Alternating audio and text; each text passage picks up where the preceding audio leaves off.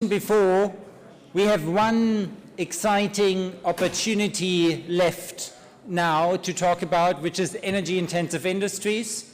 If we get the power system transformation right with low electricity prices, we also get an export story together. There can be woven into that another big opportunity for Australia, which is energy-intensive industries. Australia would be the natural place in the world in a zero-emission future for energy-intensive industries. With that short introduction, please allow me to welcome Ken Baldwin, from the Director of the Energy Change Institute. He's from our partner university, and he is going to chair the next session. Thank you very much. At 4 o'clock, or let's say rather at 4:15-ish, we have some closing remarks, and we provide a short, succinct summary of the symposium. Thank you so much. The floor is yours. So thank you very much, Malta, for the introduction. And I'm now going to start off just by making a few observations. I'm going to go off script, however, at the beginning, because I didn't get asked my question in the last session. So I'll turn it into a statement. So two things, one a bit of information, one a question or a statement. So when we hosted the German delegation in Canberra on Tuesday, they arrived with very gloomy faces because they'd been to the government department and had come back with the impression that Australia was not interested in hydrogen. However, at the launch of our grand challenge, Zero Carbon Energy for the Asia Pacific at Parliament House this morning in Canberra, I have good news for them. When the Minister spoke, he said, "I think hydrogen is very exciting." Okay, so the clear message from the Minister, who is the person you should be listening to, is that hydrogen is definitely on the agenda. So just a little bit of information. It's a shame that most of the delegation aren't here to hear that, but I'm sure that those that are will transfer that back to them. One of the things that we've done in the Grand Challenge is look at some big numbers. Robert scared you with some big numbers before. I'm going to scare you with some more, even bigger numbers. If Australia were to transform its energy exports in gas, LNG, into hydrogen, it would require between 6 and 7 times the capacity of the national grid and every other electricity generation in Australia to do that. Okay, 7 times. If you were to add coal to that mix, we would need 14 times Australia's electricity output in order to produce the equivalent amount of energy. If you convert all Australia's iron ore into steel and do that in Australia, you would need another 7 times the size of the electricity output of the nation to do that. So we're talking over 20 times the amount of electricity Australia produces now to make the transformation from being an exporter of fossil fuels and products that create greenhouse gases to one that is completely renewable and carbon-free.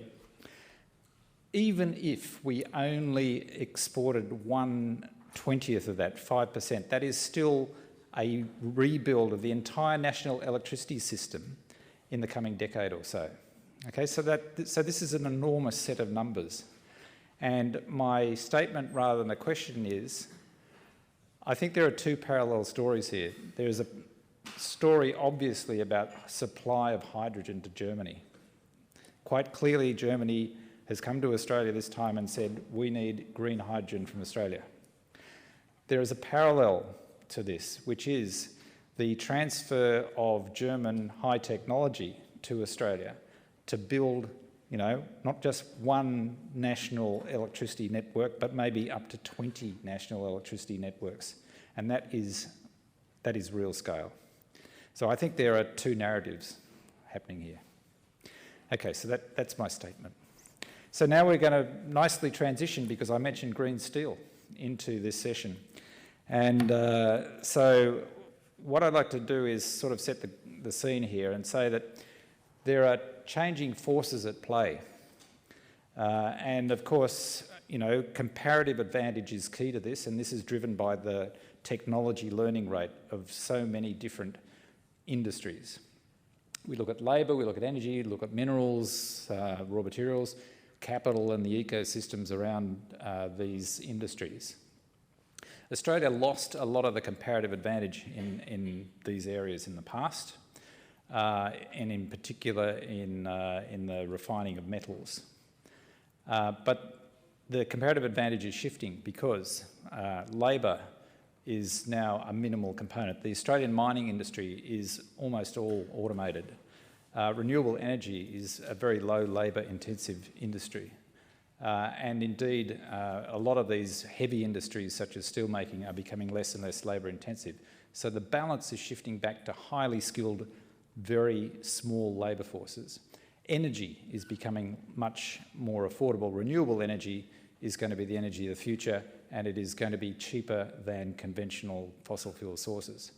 And then, of course, the other elements, Australia has minerals, the ability to develop new industries like the LNG industry with the capital and the ecosystems this is needed. This is all reconverging at a time when we have to make a transition anyway. So that's the first point, shifting comparative advantage. The second is decarbonisation, and we all know about this, and we all know that renewable energy is going to drive the massive transformation of our economies, and it's going to produce different ways of distributing energy, like hydrogen discussed in the last session. And the third changing forces are geopolitical. We're talking things like Belt and Road, the supply of Russian gas to Europe, the decline of the Middle East as a major energy superpower, the rise of unconventional gas in the United States, and oil, I should add, and the uncertainty that is associated with climate change. So all these drivers are changing the way that industry is not only located, but also the way that industry grows around the world. In the context of Australia, this repositioning is based around vast, cheap, renewable energy, the potential for harnessing that. It's based around massive mineral resources. It's based around a highly skilled labour force that doesn't have to have a major component of the industry that is employing it. It's based around stability and good governance.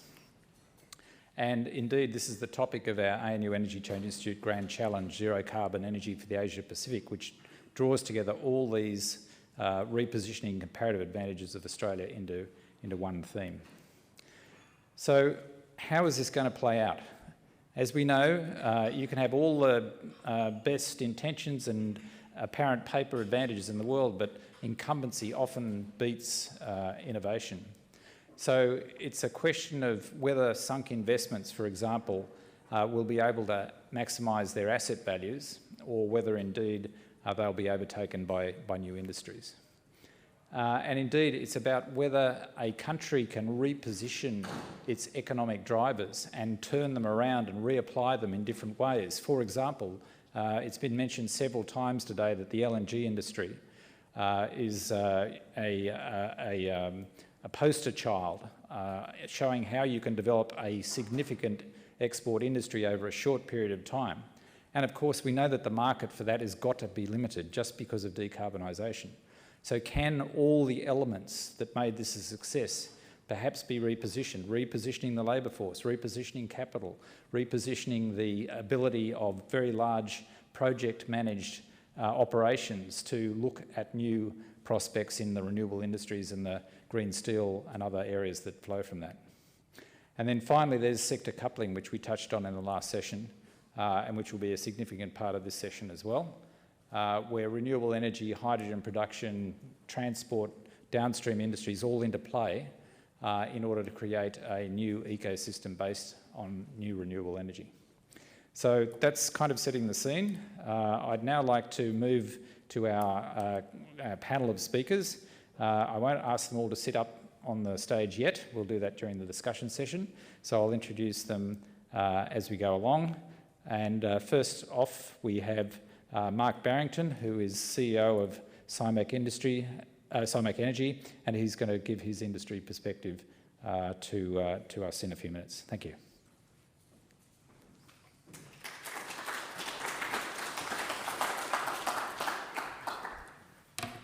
Thanks very much, Ken, and good afternoon to everyone. Thank you very much to the organisers for having me here.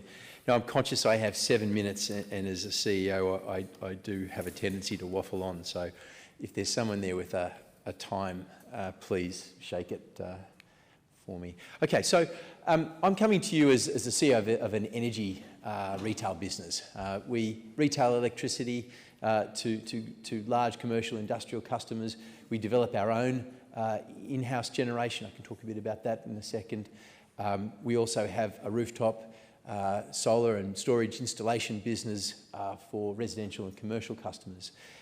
So really, I guess my talk here, given the folks in this room, is largely around how a customer sees things and how we are working with some of our customers to deal with some of the issues that Ken raised before.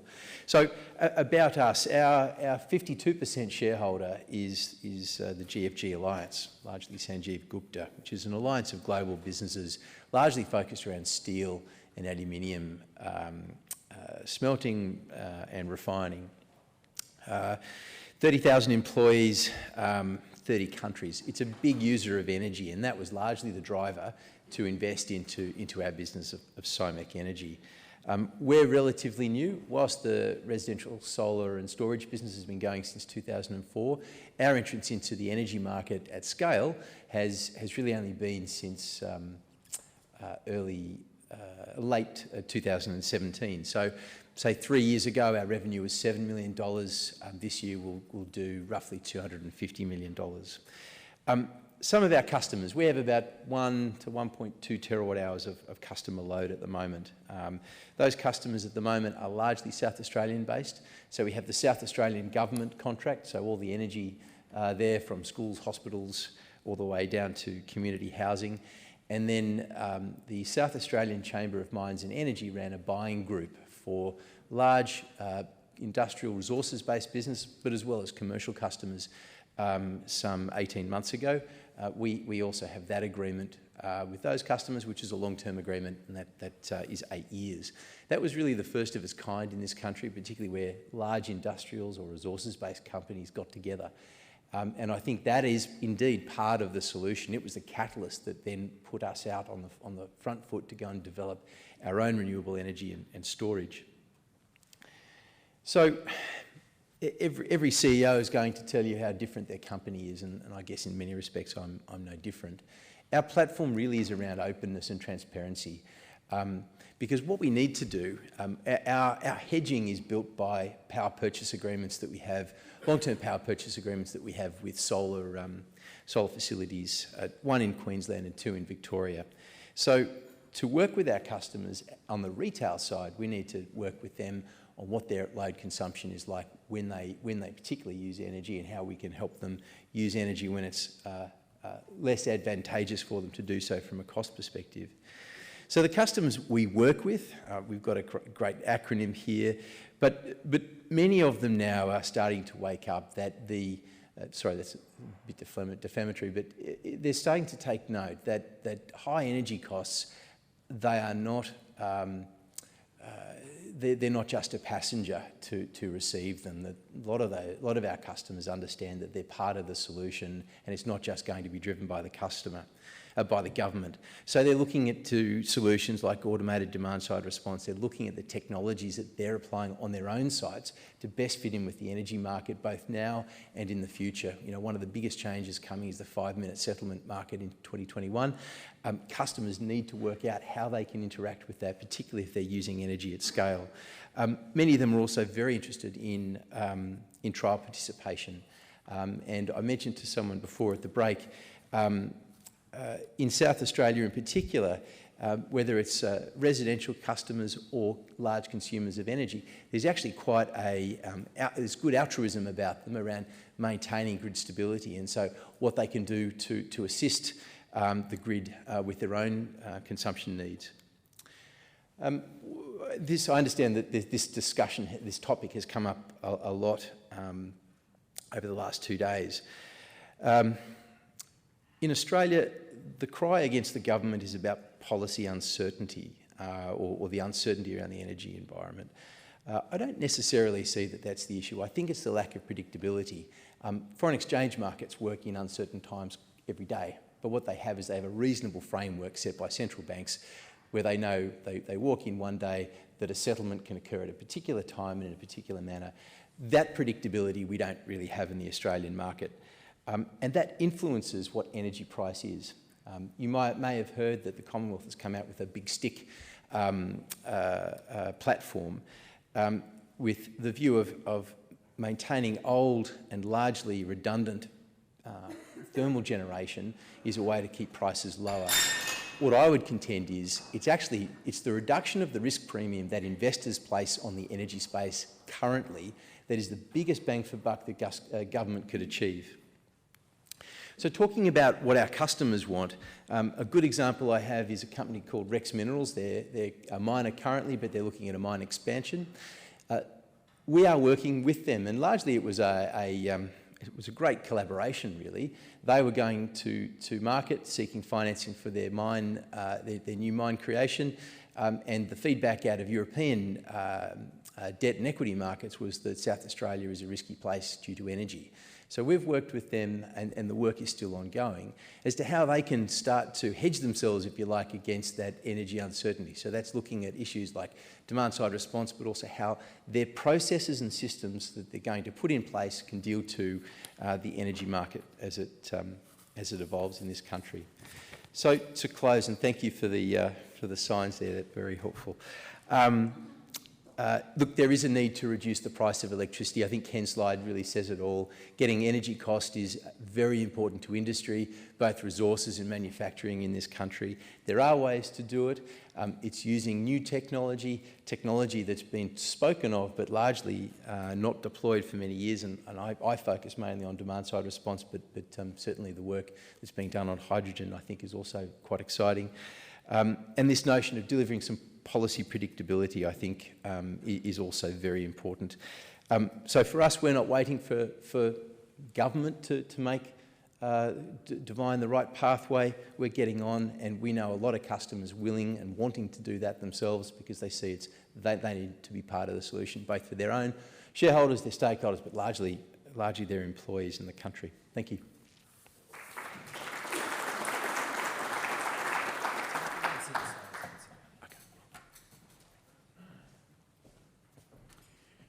Thank you very much, Mark.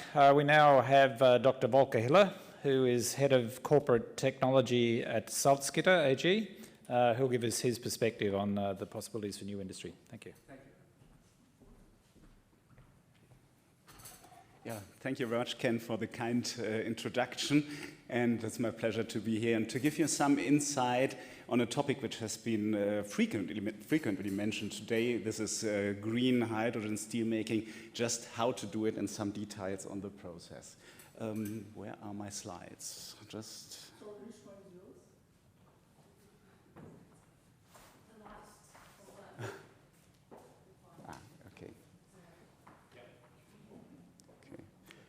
So I'm coming from the German steelmaking company of Salzgitter, which is the second biggest German steelmaker located in the state of Lower Saxony in northern Germany. And here you see a picture of our integrated works. And when we talk about decarbonization of steelmaking, we are mainly talking about the left part of the picture. This is the blast furnace, steelworks, coking plant, power plant. The right part of the picture showing the finishing lines and the rolling mills. This is something which can for a long time be left untouched by any decarbonization of efforts because the footprint is already comparatively low. And the main thing is that this nicely balanced system of integrated steelmaking is today coal-based and leads to significant emission. In our case, it's 8 million tons of CO2 a year, and this comes out to roughly 1% of the German total CO2 emissions.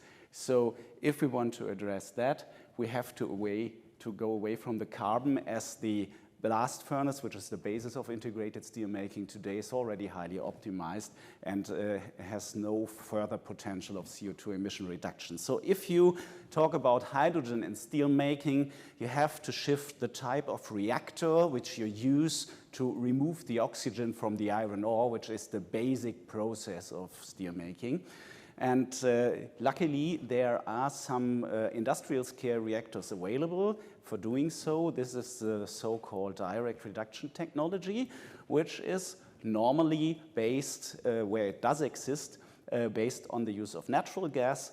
And as the steelmaking, integrated steelmaking soul today is entirely black, a move away from coal to natural gas already presents a significant possibility to decrease CO2 emissions. And the nice thing about the direct reduction process, if you choose a suitable process from the ones that are available on the market, they are also prepared to use flexibly and increasing shares of green hydrogen. So the technology is capable of either running on 100% natural gas and 0% hydrogen, or vice versa, or any mixture of these gases in between, which gives you quite a flexibility to respond to fluctuating nature of renewable resources needed to produce the necessary hydrogen. And so that is exactly what we are planning to do, introduce such a process based on natural gas and operate it with ever-increasing shares of hydrogen. And this distinguishes us from other projects which are active in the sector. So the final target is always 100% hydrogen operation, but what we plan to do is not such extremistic thinking right from the beginning, but start with natural gas and move in the hydrogen direction. So this is a special feature of our project. And if we do so and we replace gradually the existing blast furnaces, which we have, there are 3 of them, then in the first stage we can already have a mitigation of 26% of the CO2 emissions, which are already 2 million tons a year, by operating the direct reduction equipment only with 1/3 of hydrogen and 2/3 of natural gas. And if we do so again and again and replacing all the existing equipment to the new process, then we could reduce CO2 by over 60% by running on natural gas in the direct reductions plants, by 82% if we have a half-half operation, and only if we have to reach 95% of CO2 emission reduction, then we have to go for the 100% hydrogen operational target. So this shows that natural gas has truly a long-term future in steelmaking, as it takes us up to 2050 to bring along these targets. So, but there is of course a cost, and the cost is electricity. And for my company alone, we would see that moving to the 100% hydrogen option will require 20 terawatt hours of electricity. This is something which may be feasible in the context as that my state of Lower Saxony is the top 1 wind country in Germany, not only with the existing installed wind power, but also with the increase of wind power which is there every year. But if you think of rolling out such a technological pathway to all the integrated steel making in Germany, this would require 120 terawatt hours a year, including the electricity needed for the production of 2 million tons of hydrogen, which is 4/5 of this electricity demand. And again, because some gentlemen had the target of electrifying everything in steelmaking, we need molecules for doing the reduction reactions. There are no industrial solutions available in the foreseeable future to electrify such processes directly. So getting this electricity for Europe, it would be 400 to 500 terawatt hours. To get this electricity and hydrogen from Europe seems to be impossible. It is an illusion to think so. We have heard that several times today. So, but there's, of course, a solution. Sorry for putting all the squares into this North African desert, but up to now, I had no perspective about the Australian possible hydrogen production, but I see there may be something in the future. So this is a quite optimistic picture because it shows on the left side the biggest square that shows the PV installation necessary for generating all the primary energy demand of mankind. So it should be possible in general. And of course, I would very much love not to put this into the North African unstable desert states, but into the stable state of Australia.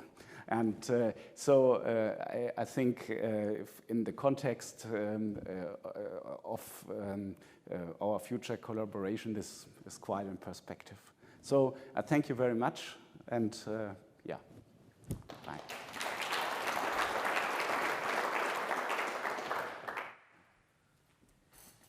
Great, thank you, Volker. Next, we have Karen Durand, who is Corporate Sustainability Manager at Incitec Pivot, and she will tell us a little bit about her perspective on this question. Thank you.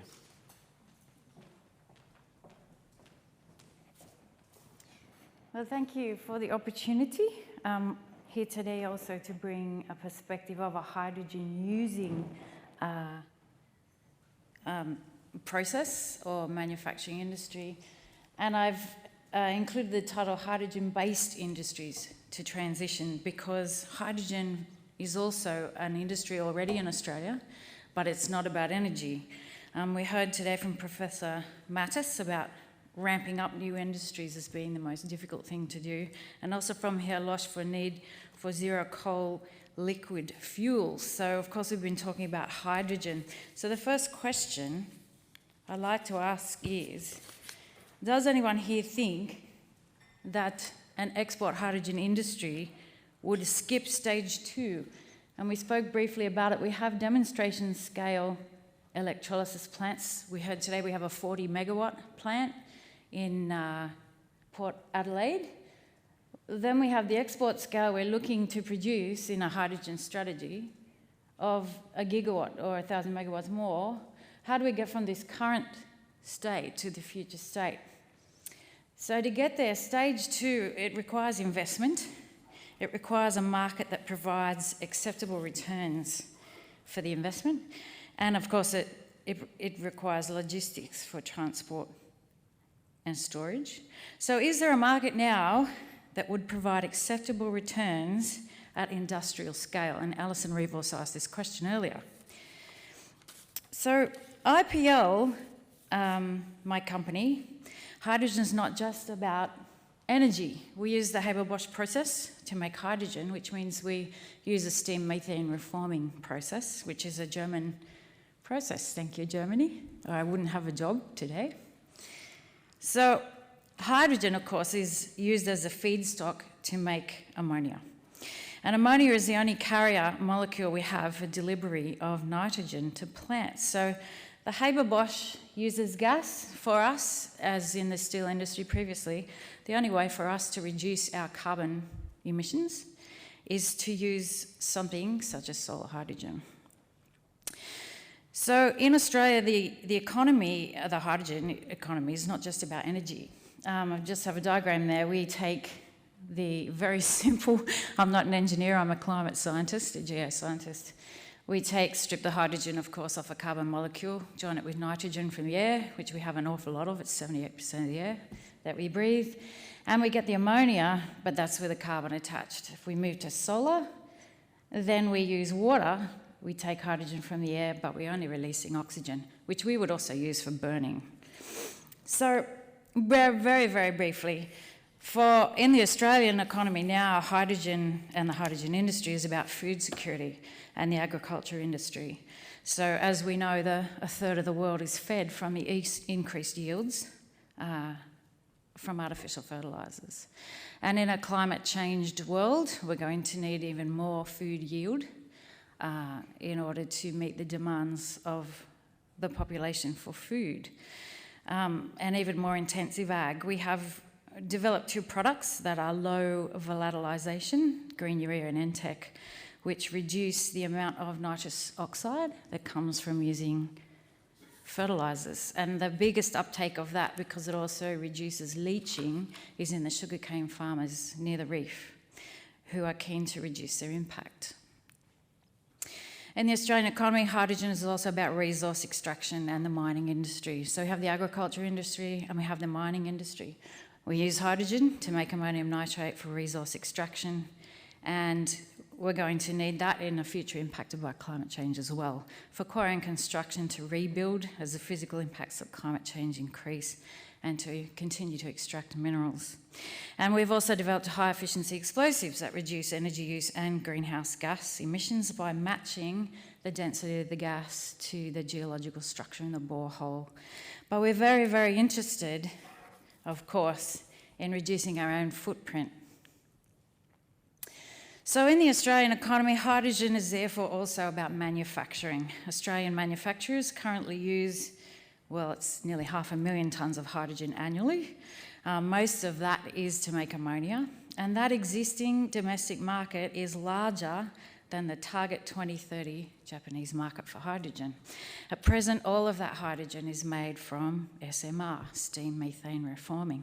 So feedstock replacement, I want to pose to you, is the highest existing return for solar hydrogen at an industrial scale, because you get value in return for your money. I also am appalled at the idea of putting hydrogen into a gas pipeline and just burning it up, when we have an industry that supports other major industries that's dependent on that hydrogen, and that feedstock replacement presents an effective pathway for scale-up. So if this is all true, why don't we convert now?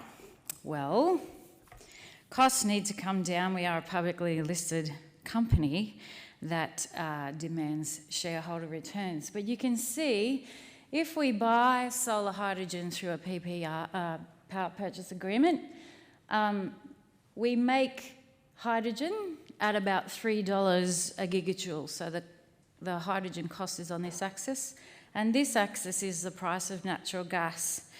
So you can see that it's not too far. Obviously in Saudi Arabia it is, but with the current cost of Australian gas, it's not too far to get a solar hydrogen offtake agreement for us, which is quite competitive with natural gas East Coast prices. And if we get it behind the grid, it immediately drops to about half of that, which brings it into a very competitive position. My last slide. The Japanese hydrogen strategy states they want 300,000 tonnes, of course, by 2030, initially at $4.50 a kilo, then later at $3 a kilo. It'll therefore need to be made in Australia at around $2 a kilo to compress, ship and sell in Asia. So presently at 50 kilowatts, 1 kilogram of hydrogen is $3 in raw materials only. So it needs to come down, and that comparable price of $2 means will be your domestically located market that is ready to buy solar hydrogen now. In summary, an export industry will take industrial scale sizing up. Ammonia is the highest economic value return, or ammonia makers, in current markets, and there are existing plants in remote locations with a lot of land space in which we can install these. So behind the meter is essential to bring the cost down, and also to get those DC-DC connections that we need. And of course, we think this will still require some government subsidy to co-develop, but we want to be a player in that field. Thank you very much.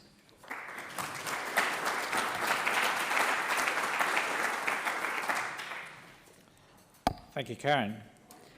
Next, we have Dr. Silvia Madedu, Senior Industry Expert at the Potsdam Institute for Climate Impact Research, to give her perspective. Silvia. Good afternoon, everyone. I know you are all interested in hydrogen, so I decided not to talk about hydrogen, but to discuss the potential for direct electrification of the industry sector. So industry sector is the major CO2 emitter.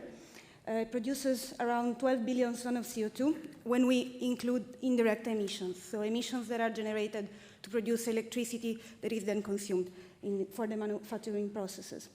So on the right, you see this graph. It shows the useful energy demand in the industry sector, divided into electricity and fuels. A small percentage of fuels is also biomass, but it's a very minor percentage. And we can then split these fuels into feedstocks used in the chemical sector and into energy that goes into thermal processes. So as you can see, the chemical sector consumes most of its energy of the fuels not for energy purposes, but as a reactant. So to produce other chemicals. The red part is the thermal processes, and we can divide this into different temperature ranges. So I think this graph already shows you how complex and how diversified is the industry sector. So it is very, very challenging to find a solution to achieve a deep decarbonization. And in particular, chemicals, iron and steel and cement are responsible together for more than 70% of the useful energy demand. So we know already that these three sectors will play a more significant role. So I think you are all familiar with the difference between direct and indirect electrification. Today I will focus on power to heat, so conversion of electricity into heating or also cooling. But we will see that these two technologies are really complementary. So if we want to achieve deep decarbonization of the industry sector, we need both direct and indirect electrification. So in order to evaluate the potential for direct electrification, we first looked at which technologies are already available. So in this table, you can see all technologies that are already commercial and well-established in industry. And they are classified based on operating temperature and potential applications. In general, we can say that these technologies have comparable or higher efficiency than fire systems. They provide process flexibility because they can be installed into hybrid systems, so we can switch from fuels to electricity and vice versa, depending on the fuel's cost. And they provide good process control and are the perfect match when we look at the transformation that is ongoing in the industry sector with digitalization and automation. There are, of course, also barriers, and this is mostly connected to the scalability. So in general, these technologies are now implemented for small-scale production because the cost of electricity is too high compared to gas. And so in some cases, there is not a significant engineering challenge in scaling up these technologies, but in some cases, it is important to have proof systems. And at the moment, these proof systems are not here when we talk about large-scale production. So this is what we like to call an electrification map. So this is the useful energy demand in different industry sectors, and the yellow line represents the useful energy demand that is already electrified. This corresponds to 70% of the current useful energy demand. So in this graph, we show there is a blue line, and the blue line represents the useful energy demand for thermal processes that are operated below 400 degrees. So low temperature and medium temperature processes. If we were to electrify this energy, we would have 34% of the useful energy demand electrified. This means that we would have to, the demand of electricity for the industry sector would double. And this is only for thermal processes at low and medium temperature. So now this red line shows the maximum achievable potential of the industry sector. It includes low, medium, and high temperature processes. And if we were to electrify all this energy, we would be electrifying 60% of the useful energy demand. So as you can see, there is a large share of energy that cannot be directly electrified. This is mostly in the chemical sector, because we said that the majority of the energy is consumed not for as fuels that are not combusted to produce heat, but as fuels that are used as reactants. And same goes for the metals industry. There is usage of reactants that are needed for metallurgical purposes, so we cannot really directly electrify them. Of course, this is basically the best case scenario, the maximum potential. And as you can imagine, there are significant challenges to achieve this potential. We have identified some critical sectors. These are high temperature processes in the chemical sector, clinker burning in the cement production, and iron and steel. So before someone thinks that I'm crazy, because you can see that the electrification here is quite high, but our colleague just said that direct electrification of iron and steel is very difficult. How we achieve this figure?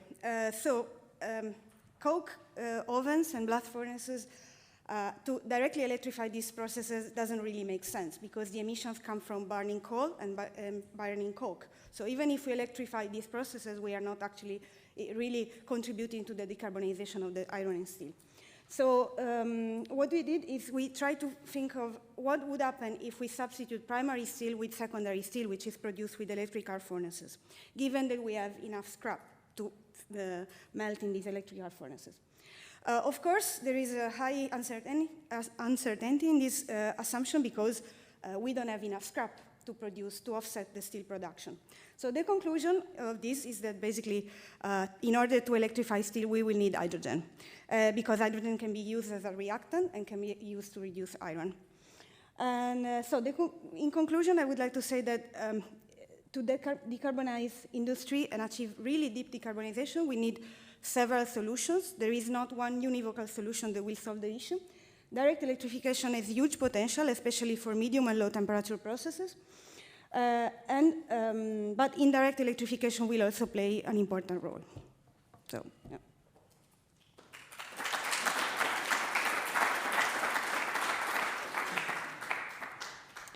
Thank you, Sylvia. And finally, we have Michael Lord, who is a zero carbon researcher working in the Energy Transition Hub at the University of Melbourne.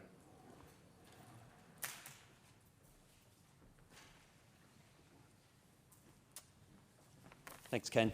I have been the last talker at a conference before, and I was speaking to an empty room, so I think it's a testament to the success of this symposium that so many people are still here.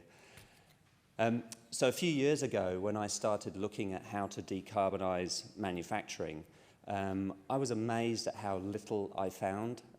I spent best part of a year expecting to find the study that would have done all my work for me.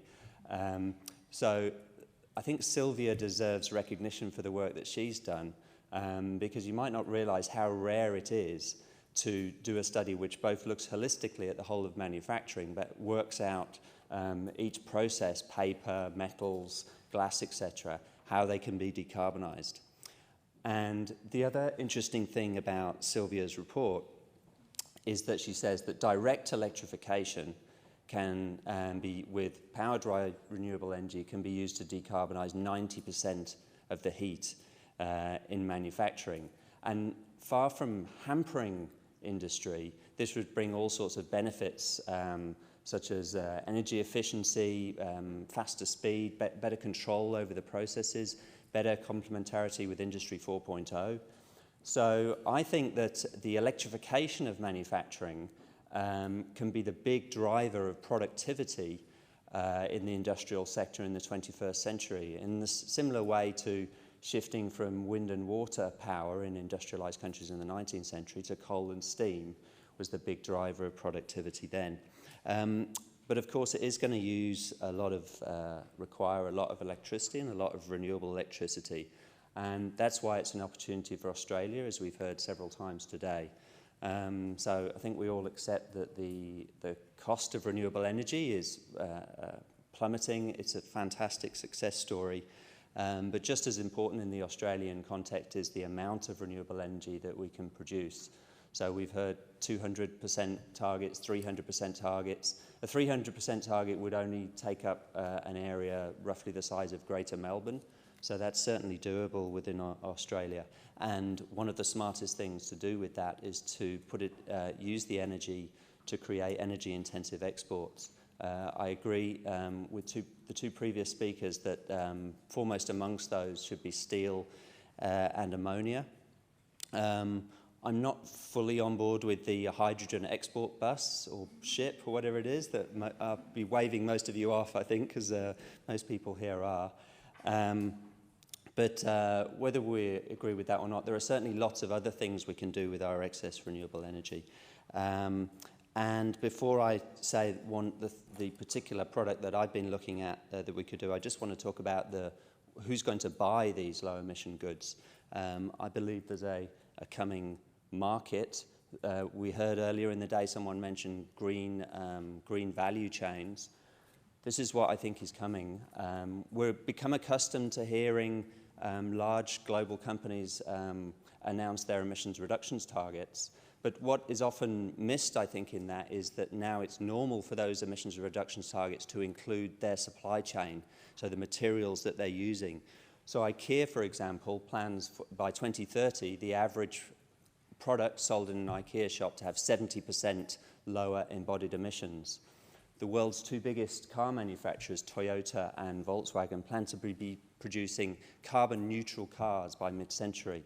So all the steel, aluminium, fabrics, rubber, whatever goes into those cars will have to be zero emissions or close to zero emissions, which is going to have a huge effect on the global supply chains. Tens of thousands of suppliers supply those car companies. Maybe the least well-known company on this page is Skanska, at least in Australia, but they're one of the world's biggest construction companies. They also aim to be carbon neutral. Their biggest source of emissions is steel. So they're going to have to find a zero carbon source of steel. So this is just beginning. I don't want to exaggerate what's happening yet, but it's going to be huge, the effect on green value chains. We're starting to see it in the aluminium market, where there's a bit of a division now between those aluminium smelters that have very low emissions powered by hydro. They're certifying their products and getting a little bit of a premium on it. And I think that's going to happen in many other products. So the big opportunity that I've been looking at for Australia is zero carbon metals.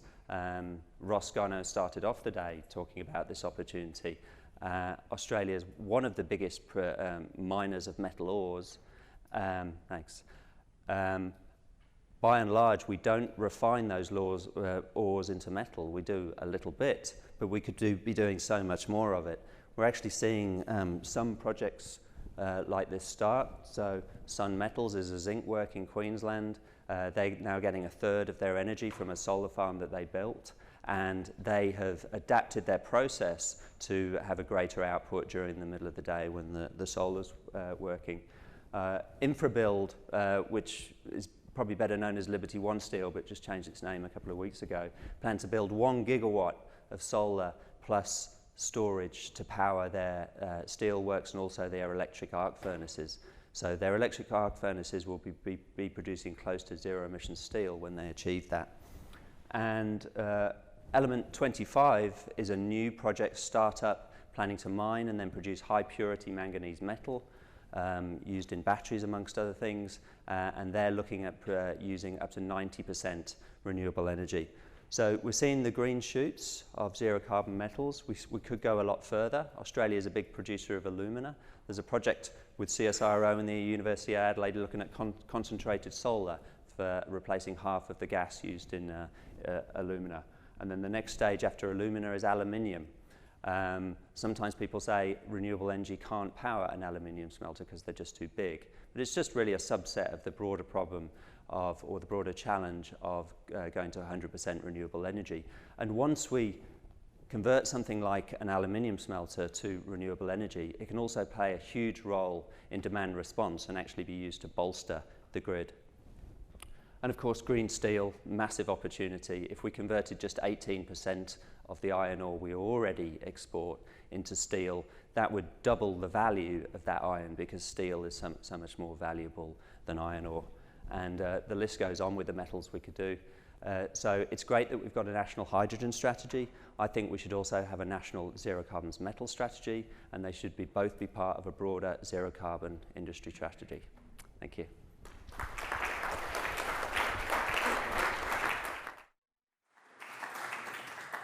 So thank you to all our panel. I'd now like to invite everybody up onto the stage, and we can commence our panel discussion.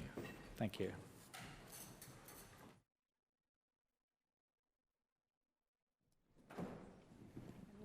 No, pen needs a place too.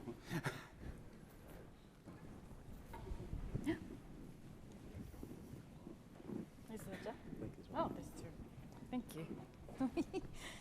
Very good. So we've heard a bit about a number of things that I'll just roll off now, and we'll talk about them sequentially perhaps. One of the themes that we heard about, particularly from Mark, was policy unpredictability as opposed to policy uncertainty. And I'd like to talk a little bit about how this affects not only the decarbonisation or the electrification process, but just the transformation or the transition more generally. We also heard a little bit about doing things on grid or behind the meter from Karen. So I'd like to tease out the question of, you know, if we are going to make this massive transformation and we're going to look at things such as Michael was just mentioning, transitioning our major mineral industries and indeed create hydrogen, whether it's on-grid or off-grid, what implications that has not only for the grid but for society more generally.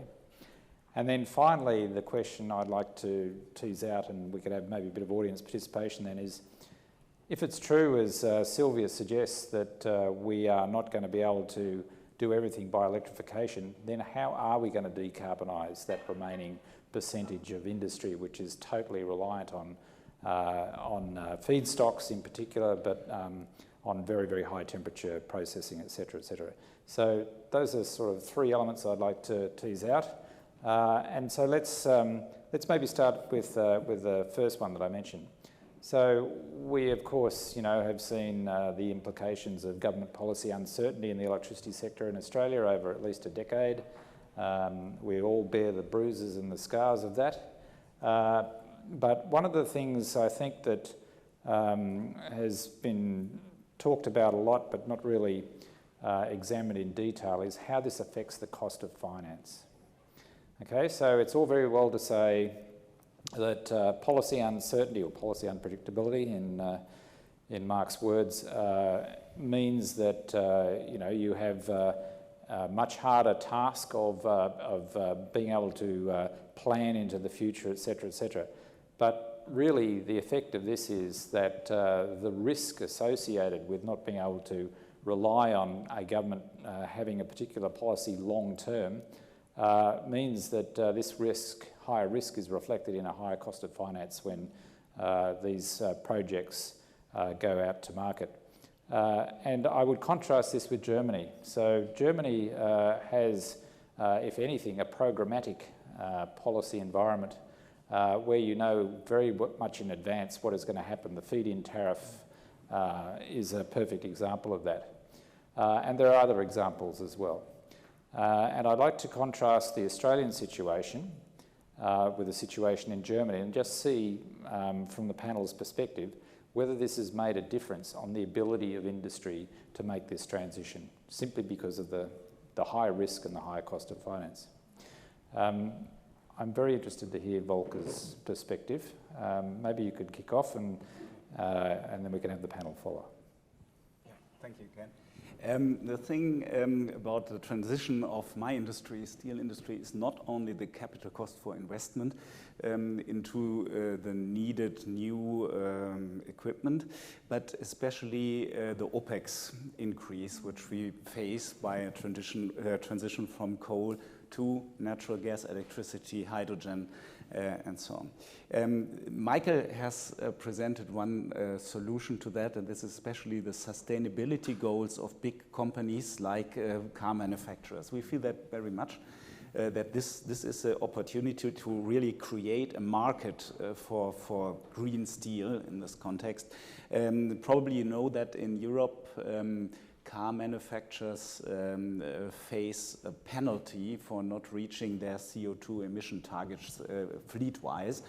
And up to now, it's not possible to profit from the use of green materials in building the cars with respect to these CO2 emission targets. The focus is solely on electrification of the cars themselves, but not on the materials.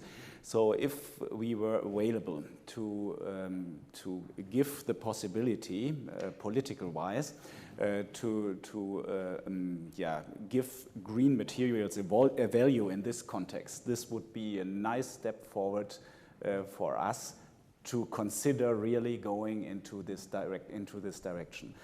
And for the investment, there on a European level, there is a so-called innovation fund for first movers. And this innovation fund receives the revenues from 450 million CO2 certificates. So with a price of nearly 30 euros, you're above 12 billion euros for investments in CO2 mitigating technologies. So I see that it's not like capital for investment is nothing, but there are solutions for that already in the near future, which are available, will be available, but really this OPEX issue, this has to be addressed. And one target of our project is really to show that decarbonization in steelmaking, even deep decarbonization, is not a technical issue anymore. It is possible on industrial scale. It can be nearly taken off the shelf. And so we want to avoid this discussion, you are not prepared, you have to have 10 years of more research in technical solutions. We want to go into the discussion of policy right away, and we do that since 4 years now. And it's a big task, but in the beginning it was difficult, but we feel that people get more and more positive about such approaches. So we really hope that probably within the next 2 or 3 years something will be possible to be installed. Yeah. And by the way, it has to be installed, because if we don't move now, or let's say at least tomorrow, then we will not reach the climate targets for 2030, and most probably also not the next ones, because of the big scale of the task. Yeah. Thank you for that perspective from the German policy side of things. What about the Australian policy side, and how do we contrast ourselves with what's happening in Germany? I'd be interested to hear the panel's views on that. Michael, you've got your microphone ready? Yeah, thanks. Well, from the point of view, it's been mentioned a few times that there are huge opportunities in manufacturing in Australia, capitalising on not just on lower renewable energy costs, but like you said, lower costs of capital. But I've been talking to industry for a couple of years about this, and they're really just clinging on in Australia. They talk about things like 12-month or 18-month payback periods, otherwise they're not interested because they don't know they're going to be in existence. And I feel that industry isn't nurtured here. The idea of having an industrial strategy, like I suggested at the end of my talk, seems to be, I don't know whether it's anathema or just not on the menu in Australia, whereas I think the German colleagues could say that in Germany it's just totally business as usual having industrial strategy. So I think if we're really going to capitalise on this area, we need some visionary policies. And I think if we don't, the issue that we have is that both equity and debt, who have many channels for investments, not just in the energy sector, will go and place their money elsewhere if they can't get the investment risk premium that they demand. If you consider, if you're an investor, either equity or debt in renewables in Australia at the moment, you're facing unpredictability in terms of the market and how it's going to outturn post the 5-minute settlement. You've then got the Energy Security Board's 2025 review. You've also got the Queensland government suggesting that they're about to go it alone. Just say you were a developer in recent times in Queensland and you'd spent, for large utility scale solar developments, your feasibility work, or your work that takes you up to the point of financial close, you can spend up to $10 million. Just recently in the state of Queensland, the Queensland government announced that the people that are employed to install the panels must be A-grade electricians. Now imagine that. You've spent and invested all that money, but then you're told actually now your complete labour cost has to change. So I mean, I really feel it, because it happens not just in the development space for energy, not just on the retail space, but our customers feel it. And it was great hearing Incitec pivot. What it's leading, unfortunately, too few, and I understand what too few, because the point you made is industrial customers largely are just holding on, is you've got to take a gamble as an enterprise on what you think the best policy outcome is going to occur, and that is just not a great way to do business. And you look at, I mean, I was amazed by the picture of the steel mill in Germany. You should come to Wales, because the Liberty steel mill does not look as pristine. But that comes about because Germany has an investment climate for large industrial manufacturing that enables long-term investment. So just on all that gamut, I mean, we've covered a lot there, but I just cannot see a better activity for the government to do than to focus on a predictable policy environment for energy and industry. And Karen, how does this look from your industry perspective? You know, all of the above, yes.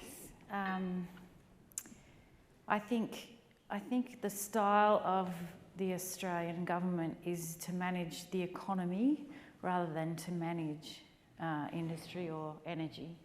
And it's very much a globalisation, and the market will fix itself. So the way to progress this has to be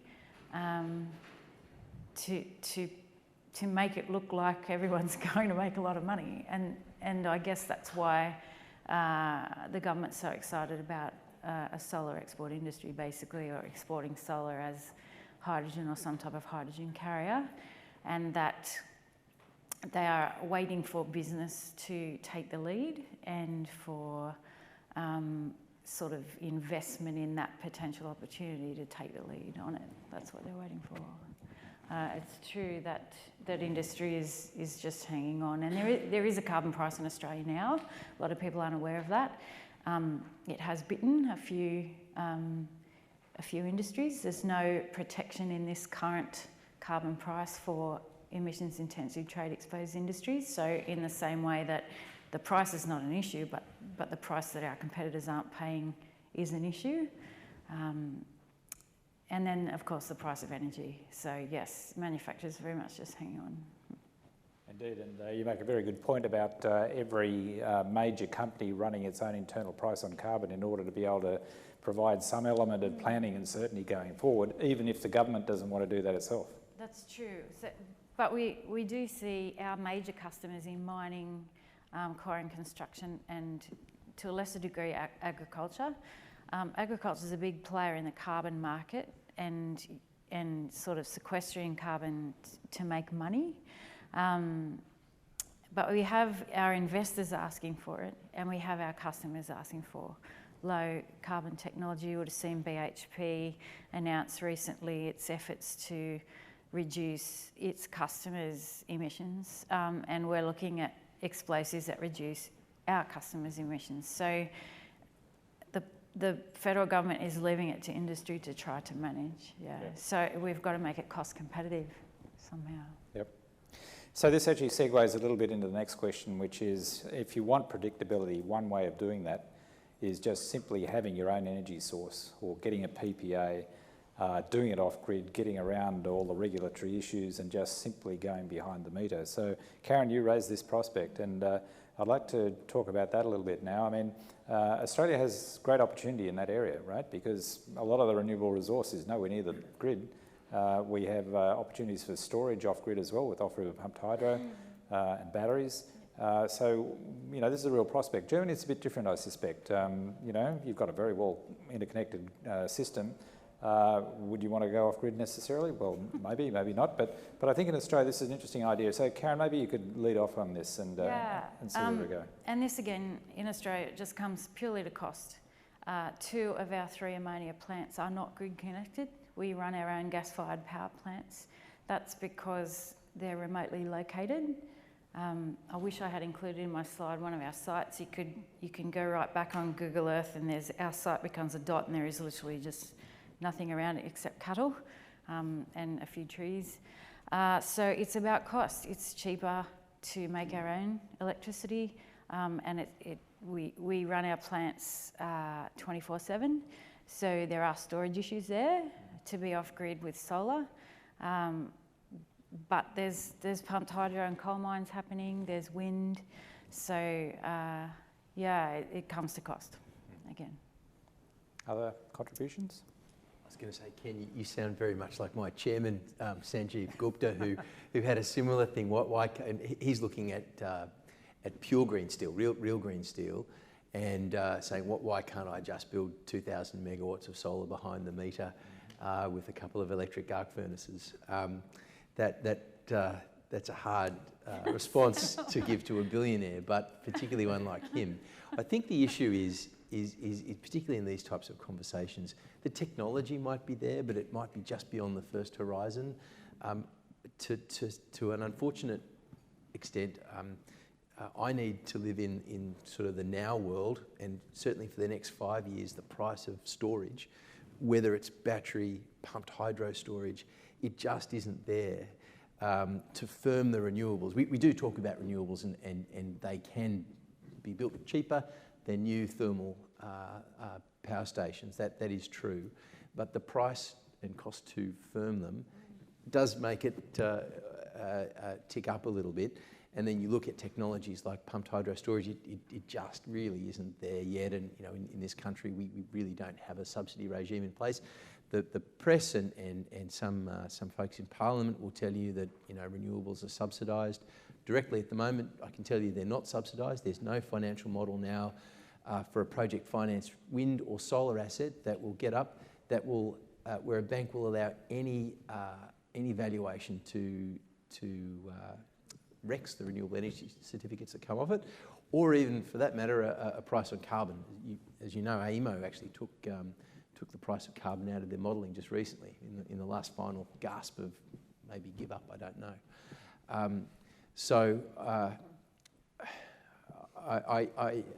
Whilst I think behind the meter definitely could work for some load demands, would have to be very flat, solar daylight hours, 7 days a week. Not every industry can operate in that regime, and that's where we need the price and cost of storage to come down. So you're saying essentially that the certainty that this provides at a cost does not offset the lower cost but a higher uncertainty of a grid connection. Okay, very interesting. Volker, I understand you have to leave. Unfortunately, sorry for that. Thank you very much. So thank you for your contribution, and good luck, and hope to see you again. Thank you very much.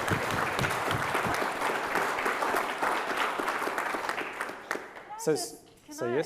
I'll just add one more thing to that makes our industry a little bit different, and that is that the solar is modular, as are the electrolyzers. And because we're not using it for energy, we're only using it for a feedstock to make hydrogen, we can use it as a supplement. So we don't need to go to 100% to do it. We can modular it up and we put the hydrogen into the back end of the process rather than the front end. So that's not such an issue for our process. Yeah. Understood, and you don't suffer the project risk that a very major system would suffer. Yeah. So now that actually brings us a little bit back to the last question. So I'd like to take up Sylvia's point, and I think this is a really important one. You know, we can go only so far with electrification, and we still have to decarbonise. So if we, let's say, get to the level of 60%, which you mentioned, and we still have the chemical transformation industries that are needing additional inputs in order to reach 100% decarbonisation, where is that going to come from? And how far down the track are we to understanding what all the options are? So for the chemical sector, I think when we talk about feedstock, we are talking about hydrogen and some hydrocarbons. So we need to combine hydrogen with some carbon, and carbon needs to come from somewhere, most likely waste. So I think synthetic hydrocarbons will be the best options, but there are of course challenges because we don't use one hydrocarbon, we use many different hydrocarbons, and it's not so easy to synthesize these molecules with low energy input, and you know, the process that we have now are very well established, very well known, years of experience in the chemical sector, and now we come and we say, okay, let's synthesize molecules with hydrogen and carbon. It's not so easy, so it's challenging. And then there are other sectors that are even more complicated, I think, because, for example, the cement sector, where 2/3 of the emissions come from the raw material, and this is a mineral, so it cannot be synthesized with hydrogen.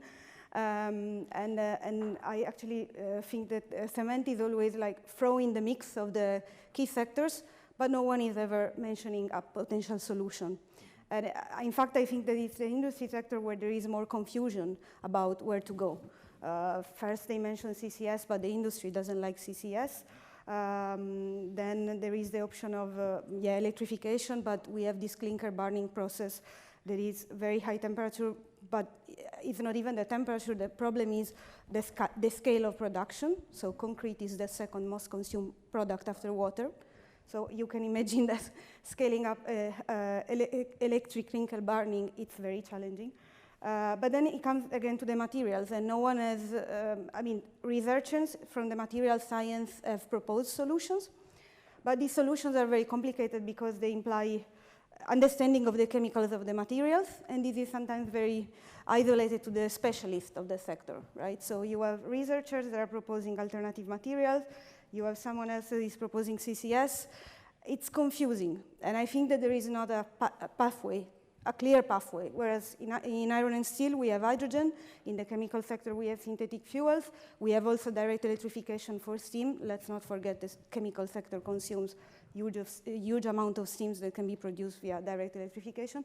So I mean, it's very complicated, and there is often the need to generalize. We want to generalize give 2 or 3 solutions, and sometimes this is not possible. And but the most important thing is to test, right? Mm-hmm. So if we want to go for synthetic fuels, really to produce data. This morning I asked, what are the costs? Is it really more economic than using power to it? Mm-hmm. And until we don't produce this data, we don't know. Mm-hmm. It's an open question. So. Interesting. Very complicated. Michael. Yeah, I just wanted to say that I would put the focus on the 60, or Silver actually said 90% of industrial heat can be electrified. I put the focus on that because those are things we can do today with a range of existing technologies that have been used for decades. They're very well understood, but there are a whole load of economic and institutional and political problems in getting them implemented, but we can do them technically. So let's put the majority of our focus on doing those things, while leaving maybe to a later date the feedstock issue in plastics and things. And Karen, did you have a comment in that regard? Can I also add something related? Yeah, Just sure. I want to say there are sectors that, okay, we always talk again chemicals, iron, steel, but there are sectors that mostly use steam and low temperature heat, and these sectors are still producing emissions and are still important. So paper, food production, textiles, wood production. So these can be even 100% fueled with electricity. So it's let's. I just wanted to connect to what Michael said, that we should also mention factors that, especially in certain countries, are relevant also in terms of emissions and energy demand. So yeah. A lot of the chemical industry's issues are solved if you use solar to make hydrogen. So that we can do that now as well. Mm. It's just a cost barrier, and as soon as it scales up, the cost comes down. Mm. And there was something else I was going to say. While you think of that, yeah. I think the issue is in those chemicals that also require carbon. Yes, and so it's the source of carbon, which at the moment is very... So we have loads of carbon, obviously. Mm. We're splitting a methane molecule. You don't need carbon, yeah. No, but we capture it. Mm. So we have a carbon capture plant. Uh-huh. We sell carbon dioxide. Yep. We also use it to recycle with ammonia to make urea, which is another fertilizer. So we have loads. Very good. Well, we might now open up for a few questions. We do have a fairly limited time frame, but let's see if we've got a couple of questions. There's one here, one there, and then one there. So that's 4, I can see. And we don't have any female questioners. That's okay. That's nice.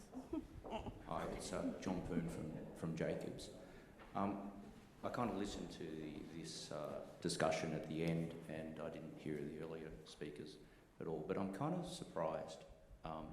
You've spoken about the hydrogen side of things, but also the key ingredients that we're looking at: electrolytic hydrogen production. We need lots of sunshine or renewable energy. We need a lot of land, which Australia has got. But I'm kind of surprised that no one's actually spoken about the thing that's sitting right next to you on that table, because that is the key ingredient in Australia. We've got plenty of land, that's done deal, but we already know we're having trouble with water right now. So I'm kind of surprised that there's no water industry perspective here, or someone from the water sector talking about your key ingredient. And I'm kind of surprised as well that you're talking about producing these enormous quantities of hydrogen, but you're also making enormous quantities of oxygen. And you haven't spoken about that. And so Michael's talked about the green economy, thinking, for heaven's sakes, you're just producing, you spend all this energy to make hydrogen and you've got this free source of oxygen. Surely you could put that into what Sylvia's talking about, other industries. So I'm kind of surprised that that's missing. Can I answer that one? Or you want to take all the questions? Go for it. So for us, for the oxygen, we burn it. So we use it for heat. Obviously, we wouldn't waste it, we'd catch it. To make hydrogen from water doesn't actually take a lot of water, but to run steam reforming, steam methane reforming takes a lot of water for cooling. So we already use a lot of water, and we use a groundwater source in one remote location and a dam source in another remote location. So the increase in water would not be much more, but yeah, that's me, yeah. Yeah, and what they're talking about is desal plants on the coast. Yeah. That's the short answer. And a combination of desal and hydrogen generation is a great way to dump load when you need to. So, yeah, I'm kind of just astounded because you're saying let's go and find another source of water when you've got a source of water sitting right in front of you. Which is recycled water. recycled water. And nearly all of it in Australia is dumped into the ocean. Oh. Waterways. So We also flush our toilets with purified, chlorinated, treated drinking water. So I've been wondering why we do that as well. So I think this is part of a much broader discussion. We might want to restrict ourselves to energy at the moment. So we had a couple of others. Where's the microphone? Over there. And there's another one here. Yeah, okay, let's start there.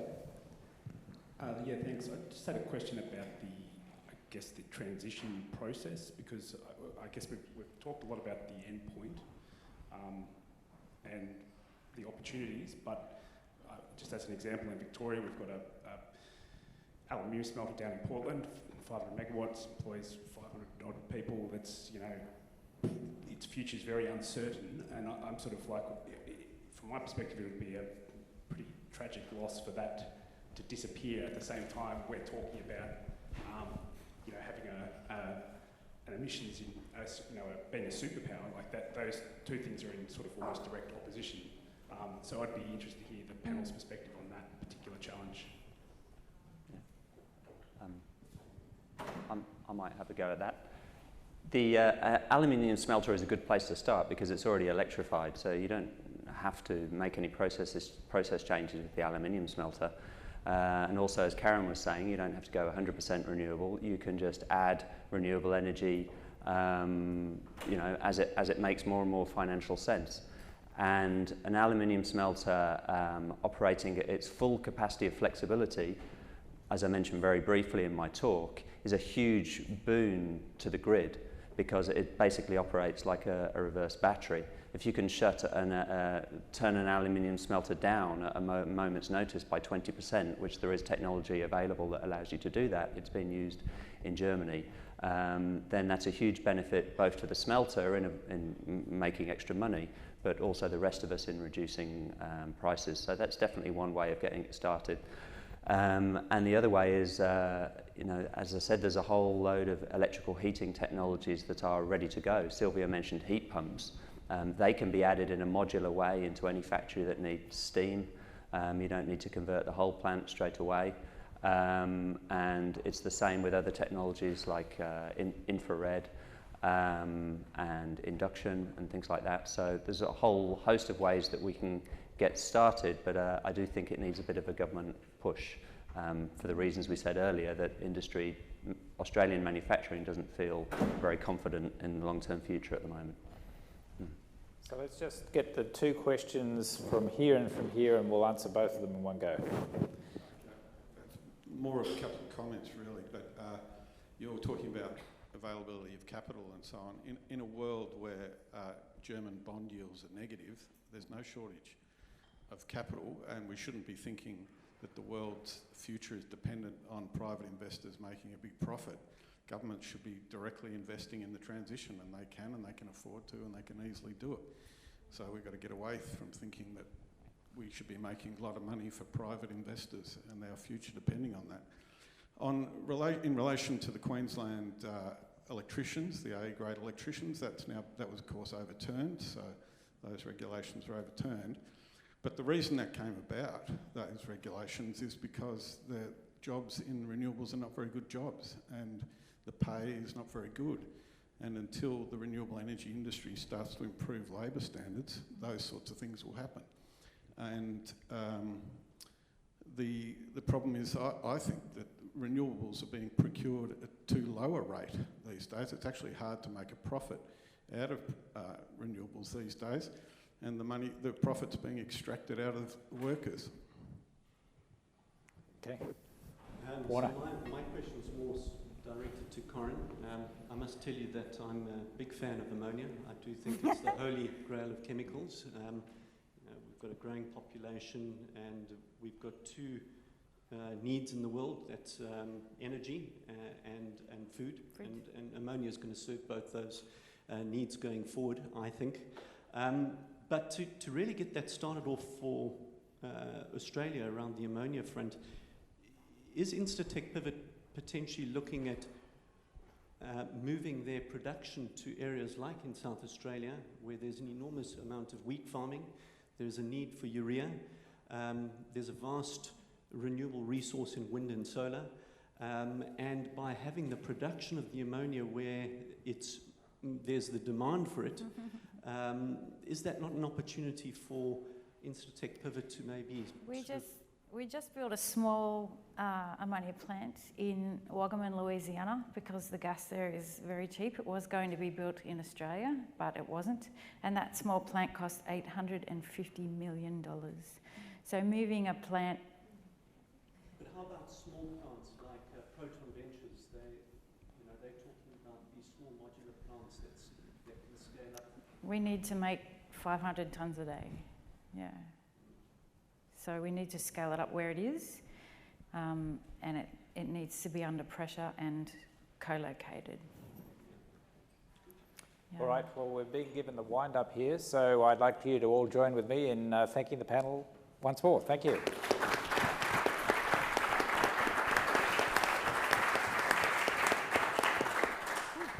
Yeah, and apologies for moving in softly to bring the session to an end. I've just got all of your schedules at heart.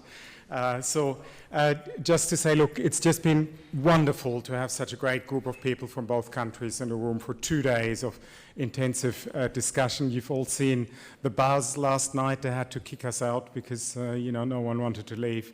We've kept you half an hour late. You're still here. It's clear there's enormous complementarities and similarities between the two countries, and that we can leverage insights and analytical capability for the benefit of both. And that there's enormous opportunities in the zero-carbon industries of the future. So 2 days of discussion. Many of you weren't here yesterday when we discussed in detail about the power sector transition. Same challenges really in the electricity sector, how to efficiently integrate a fast-rising and far-rising share of renewables, how to support regional transition around coal-fired power plants, how to make the best use of new technology, including digital technology, in distributed energy resources.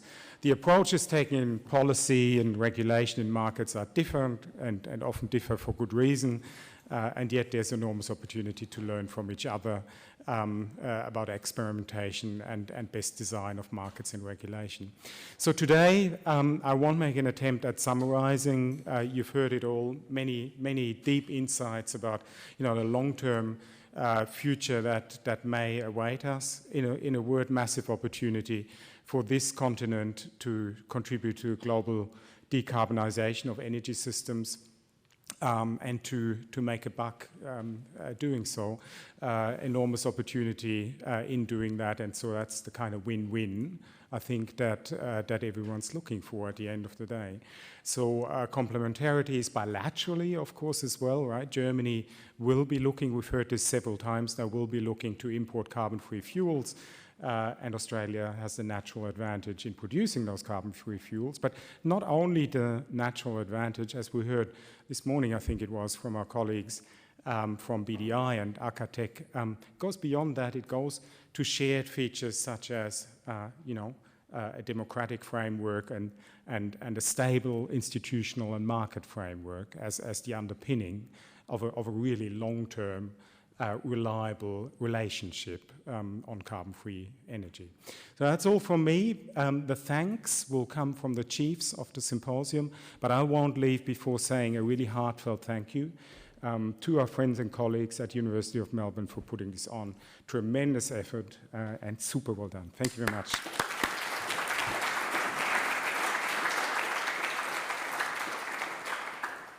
Thank you, Frank. And yes, thank you all. I'd really like to start by thanking all of the people who have flown here from around Australia and, of course, from Germany, and all our speakers who have contributed and brought all of their insights and wisdom to this event, and hopefully gotten a lot out of it as well.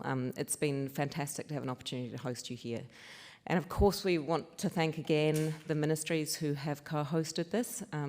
DFAT, who funds the hub on the Australian side and who has hosted today, together with BMBF, who funds the hub on the German side and has hosted, and DoEE and BMWi from yesterday. It's been fantastic to work with them all and to have their support for the whole venture. I do need to personally thank the people who have helped bring this together, as well as the speakers. We've had a great team, and we have learned a lot from each other through the process. The German Embassy has been a fantastic support, and we really have appreciated working with Judith and Marie on this. AHK and Adelphi. It's a great shame that people from Adelphi, Francisca in particular, couldn't be here today. She's been wonderful to work with. BDI and Arcatech, the people who have supported that delegation as well. And my colleagues, Anita, Tegan and Anne, who is not here, they've all done an absolutely extraordinary job. Thank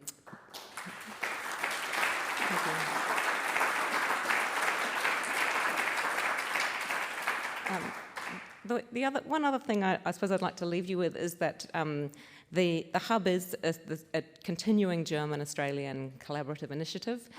We are a hub, and we seek to operate in that way with an increasing number of research institutes as partners and industry partners.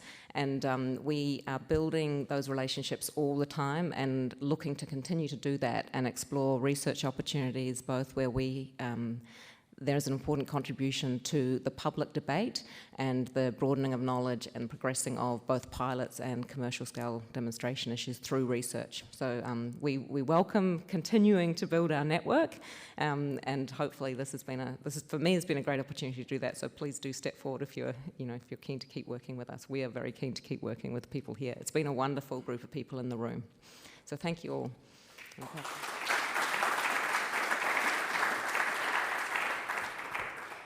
Thank you very much. We really hope this symposium exemplified the collaboration between research, industry and government, and the usefulness of that dialogue for the years to come. This is not maybe the message that the team that worked tirelessly for a week behind the scenes wants to hear now, that the wish of having these symposiums every year or much more often is what not necessarily what they have at the front of their mind right now when the holidays are going to restart. It was a tremendous marathon on behalf of them. We really appreciate the support of the governments. We would not be here without the support of the governments, and also the German Embassy was a great support throughout our journey with the hub, and we really hope that the governments also thought this was a useful exercise so that we can support this bilateral dialogue in the years to come, in fact in the decades to come. We would be very happy to do that. If I take one message from our discussions, and if I have to really boil it down, then it's the trilogy of cooperation. The technology transfer, the supply of renewable energy carriers, the ramp up of renewable energy production in Australia is the second part of that cooperation, and the third part is being the demand ramp up on the German side and the Japanese, South Korea side. But that trilogy is, I think, for me, the essence of the message that I got from the symposium and the usefulness for the years to come. Now, preparing the symposium has not been a trilogy. There were tens of people behind the scenes. We already mentioned some. There's also the AV support. Thank you very much for the sometimes stressful job, but thank you so much. And there have been many, many more people. If we have to boil it down to maybe phyphology, then please come forward. You know who you are: Anita, Mareile, Rebecca, and Birgit, who is not here, Tegan. They have been tremendous, and really the symposium would not be here without them. So Anita, Tegan, and Mareile here, you have your respective flowers. Frank?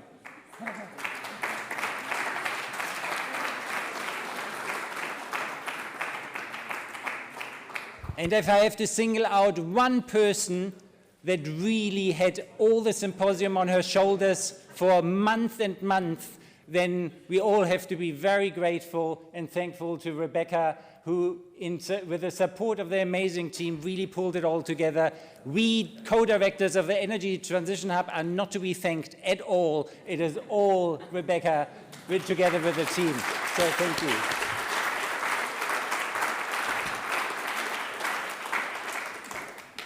With that, you see also the co-directors here. With that, we thank you very much for your time with us, for your ideas, and we wish you a safe journey home. We hope to see you in this forum or another venue in the very near future. Thank you very much. Have a good journey.